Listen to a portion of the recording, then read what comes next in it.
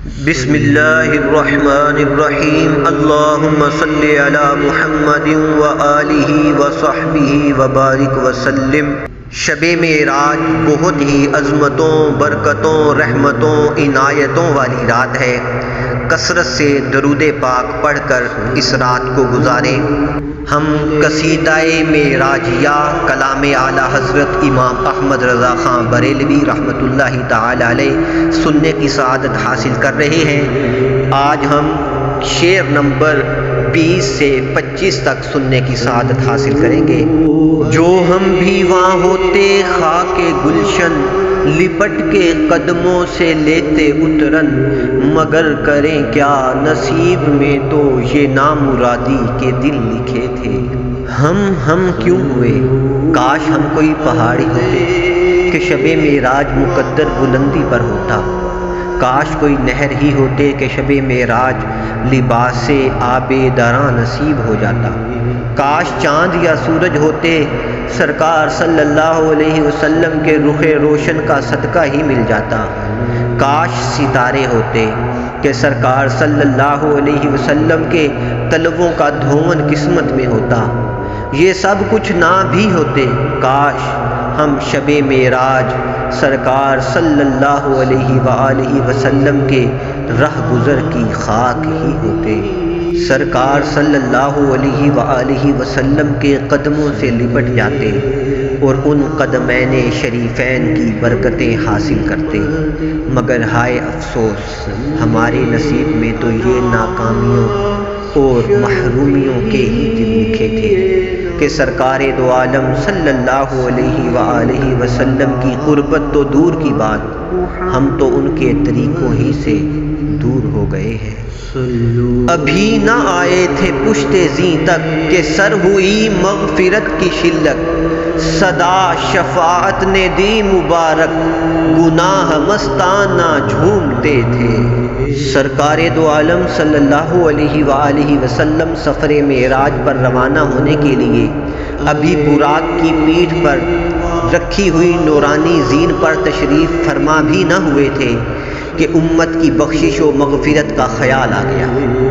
ادھر سرکار صلی اللہ علیہ وآلہ وسلم امت کی مغفرت کی خاطر فکر مند ہوئے ہی تھے کہ ادھر رب عز و جل کی طرف سے محبوب دو عالم صلی اللہ علیہ وآلہ وسلم کو خوشخبری سنائی گئی کہ آپ صلی اللہ علیہ وآلہ وسلم جس کی شفاعت فرمائیں گے رب تبارک و تعالی اس کی مغفرت فرما دے گا۔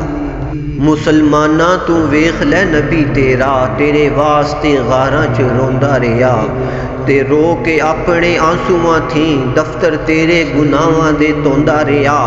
کدی اکیا نہ کدی تھکیا نہ، راتوں وچ قیامت کھلوندا رہیا۔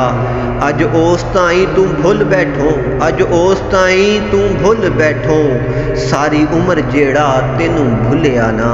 مسلماناں تو ویکھ لے نبی تیرا، تیرے واسطے غاراں چ روندا رہیا۔ اے مسلمان غور کر، تیرا نبی پیدا ہوا تو سر سجدے میں رکھ کر رب حبلی امتی کہتا رہا، اے اللہ میری امت کو بخش دے۔ جوانی میں غاروں میں جا کر رو رو کر تیرے گناہوں کو بخشواتا رہا، اور ایسا درد کے ساتھ روتے کہ چرواہوں کی بکریاں گھاس چرنا چھوڑ دیتی۔ پھر اللہ نے جب معراج میں بلایا، جب براق بھی نیچے رہ گیا، جبریل بھی سدرہ پر رک گئے، رف بھی جواب دے گیا، تو تہے عرش سجدے میں سر کو جھکایا، بکھر کر کے زلفوں نے یہ رنگ لایا۔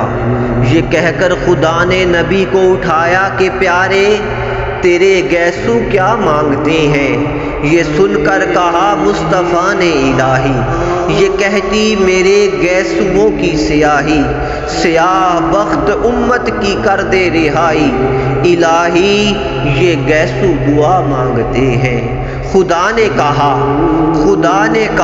تو نہ گھبرا محمد، میرے سامنے عرش پر آ محمد، تو چاہے جیسے بخشوا یا محمد، کہ پیارے تیری ہم رضا مانگتے ہیں صلی اللہ علیہ وآلہ وسلم۔ جن کے لب پر رہا امتی امتی، یاد ان کی نہ بھولو نیازی کبھی، وہ کہیں امتی تو بھی کہہ یا نبی، میں ہوں حاضر تیری چاکری کے لیے صلی اللہ علیہ وسلم۔ عجب نہ تھا رخش کا چمکنا، غزال دم خوردہ سا بھڑکنا، شعائیں بکے اڑا رہی تھیں، تڑپتے آنکھوں پہ صاعقے تھے۔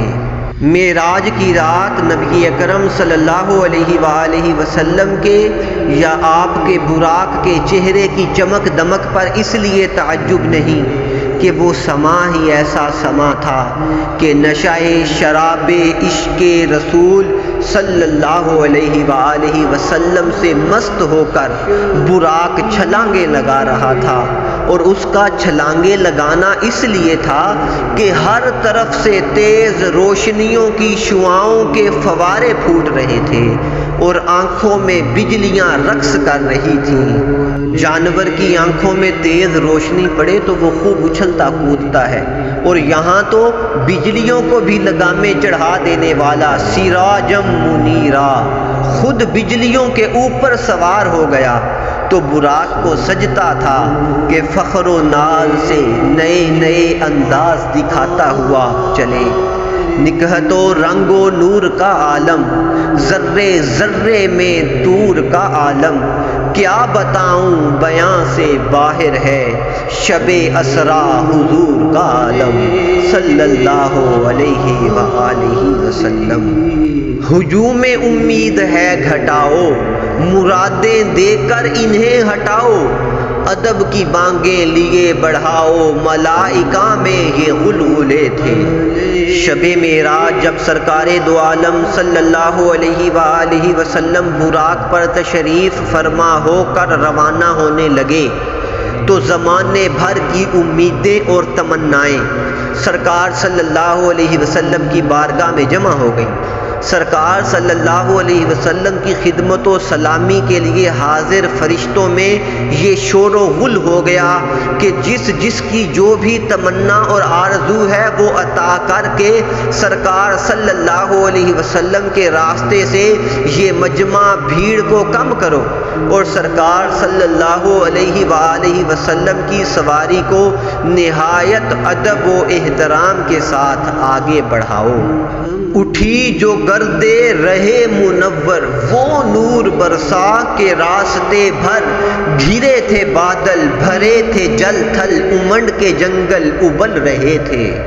سرکار دو عالم صلی اللہ علیہ وآلہ وسلم جب سفر معراج پر روانہ ہوئے تو آپ صلی اللہ علیہ وآلہ وسلم کی سواری سے آپ صلی اللہ علیہ وآلہ وسلم کے راستوں پر ایسی نورانی گرد اڑی کہ لگتا تھا جیسے آسمان سے نورانی بادل جمع ہو کر نور و تجلیات کی بارش برسا رہے ہیں، اور یہ نورانی بارش اتنی شدید تھی کہ ہر طرف بس نور ہی نور تھا، جنگل و ریگستان بلکہ زمین و آسمان میں ہر طرف نوری بارش سے طغیانی آ گئی تھی، اور ہر شے سے نور کے چشمے چھلک رہے تھے۔ معارج النبوہ میں ہے کہ آپ کے دائیں بائیں 80 ہزار فرشتے تھے، ہر ایک کے پاس نور کی شمع تھی۔ جب حضور صلی اللہ علیہ وآلہ وسلم نے اپنے رخ انور کو ظاہر فرمایا تو آپ کا حسن سب ناروں پر غالب آ گیا، حالانکہ صرف ایک حجاب 70,000 حجابوں میں سے اٹھایا تھا۔ مقام مصطفیٰ ادراک میں آئے تو کیا آئے، علم خود وجد میں ہے، پھر بیاں کیسے کیا جائے۔ نہ دیکھا ہے زمانے نے نہ دیکھے گا حسین ایسا، لبے جبریل ہے گویاں کوئی مثل پیا آئے۔ ستم کیا کیسی مت کٹی تھی کمر وہ خاک ان کے رہ گزر کی، اٹھانا لایا کہ ملتے ملتے یہ داغ سب دیکھتا مٹے تھے۔ اے چاند تجھے کیا ہوا تھا، کیا شب معراج تیری عقل نے کام کرنا چھوڑ دیا تھا؟ یہ تو نے اپنے آپ پر کیسا ظلم کر لیا کہ آج تک تجھ میں داغ ہے، تو کچھ سمجھداری کا مظاہرہ کرتا اور شب معراج اگر سرکار دو عالم صلی اللہ علیہ وآلہ وسلم کے راستوں کی خاک اٹھا لیتا اور وہ نورانی خاک خود پر ملتا تو سرکار صلی اللہ علیہ وآلہ وسلم کے قدمین شریفین کی برکتیں لوٹنے والی خاک کے صدقے میں تیرے سب داغ دور ہو جاتے۔